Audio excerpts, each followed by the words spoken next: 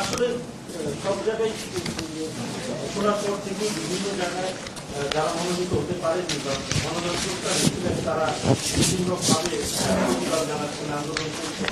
এই তাদের প্রত্যাশাতে এই আসনগুলিতে পরিবর্তন হতে পারে। আপনারা বলেছিলেন যে এরকম কোনো সম্ভাবনা আছে কি? এই আসনগুলো তো আমরা নতুন দিলাম, আপনার আগে ঘোষণা করিনি। পরিবর্তন হতে পারে কি? এগুলোর ব্যাপারে পরিবর্তনের সম্ভাবনা খুব কম। আমি আপনাদেরকে, আপনি জানেন যে আমরা গতবার এই আসন নির্বাচনের জন্য আমাদের দলের পক্ষ থেকে আমরা আমাদের মনোনয়নের 237টি আমরা আসনে প্রার্থী ঘোষণা করেছিলাম। আজকে আমরা 28 না 28 হয়ে যায়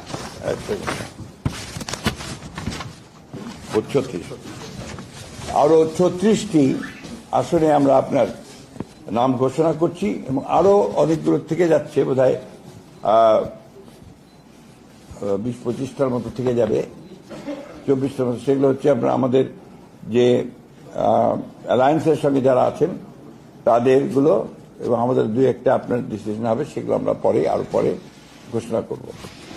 তো আমি ঘোষণা করছি আমরা যেগুলো ঘোষণা করিনি এর আগে, তার মধ্যে ঠাকুরগঞ্জ 2 নাসির হোসেন চৌধুরী, সুনামগঞ্জ 4 নুরুল ইসলাম, সিলেট 4 আরিফুল হক চৌধুরী, হবিগঞ্জ 1 রেজা কিবরিয়া। এরপরের বাকিগুলো আমরা আবার যথাসময়ে ঘোষণা করব। ধন্যবাদ।